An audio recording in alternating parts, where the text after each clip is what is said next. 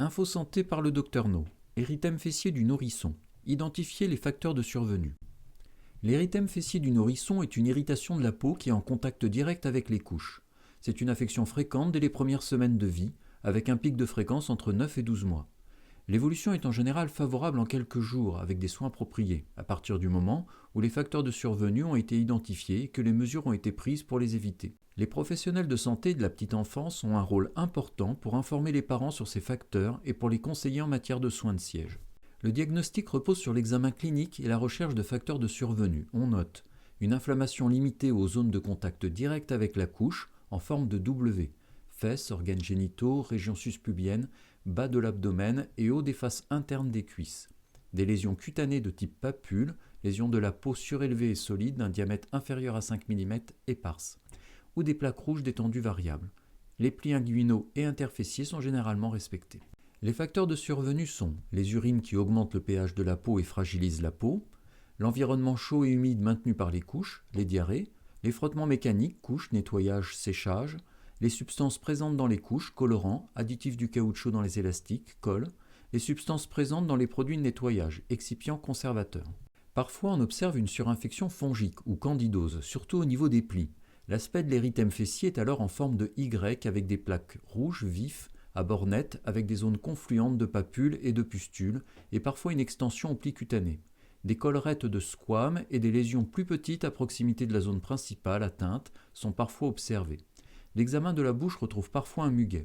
Une surinfection est à envisager quand aucune amélioration n'est observée après 3 jours de soins appropriés. Le traitement est le miconazole en crème ou à défaut l'éconazole en crème. Parfois une surinfection bactérienne à staphylocoque ou impétigo. On note alors un aspect de pustules de petite taille qui se rompent rapidement et laissent une croûte de couleur jaune miel. Une surinfection est à envisager quand aucune amélioration n'est observée après 3 jours de soins appropriés. La mupirocine en pommade paraît un choix raisonnable. Moins de 10% des érythèmes fessiers du nourrisson sont d'intensité sévère, c'est-à-dire étendus avec un aspect brillant et des érosions ou des ulcérations douloureuses, voire des nodules cutanés et un œdème. Les autres infections parfois en cause dans l'érythème fessier du nourrisson sont la gale, une infection streptococcique, une infection herpétique. Les autres dermatoses touchant parfois le siège peuvent être une dermatite séborique infantile, un psoriasis du siège, un eczéma atopique du nourrisson. Et enfin, les dermatoses d'origine métabolique sont les carences en zinc. Les signes d'alerte. La présence de signes généraux, fièvre, modification de l'appétit, perte de poids, doit faire évoquer une lésion d'infection herpétique. L'absence d'amélioration après 14 jours de soins doit faire envisager un avis dermatologique, discuter une biopsie ou des tests d'allergie. Une forme atypique des atteintes du siège doit faire aussi envisager une possible maltraitance, en particulier des lésions évoquant des brûlures ou des ecchymoses, un manque d'hygiène, un retard de développement.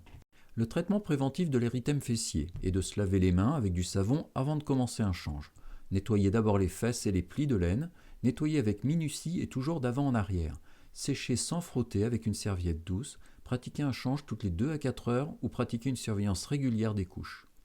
Doit-on utiliser des lingettes imprégnées à usage unique, sans parfum et sans alcool, ou préférer l'eau tiède et un tissu doux, de type coton? Les études n'ont pas montré de différence entre les deux. Quel type de couche doit-on utiliser? Il n'existe pas de données suffisamment solides pour étayer un choix. Quel choix de pommade ou de pâte? Il est conseillé de les utiliser en couche mince pour éviter l'effet macération. Il est à renouveler lorsqu'il n'est plus présent. Pour diminuer l'irritation, il est à préférer l'allantoïne, la calamine, le gluconate de zinc, l'hydroxyde de calcium, le kaolin, l'oxyde de zinc, le sulfate de zinc. Les produits à éviter, les dermocorticoïdes, le talc, qui est un silicate de magnésium en poudre qui expose à des aggravations de l'érythème et à des pneumopathies graves. L'éosine, qui est du permanganate de potassium, qui gêne l'examen cutané par sa couleur et expose à des dermites de contact. L'acide borique, la lanoline, les huiles essentielles, les parabènes, etc. qui exposent à des irritations ou à des allergies. Vous avez aimé? Likez et abonnez-vous à Dr No, disponible aussi sur YouTube.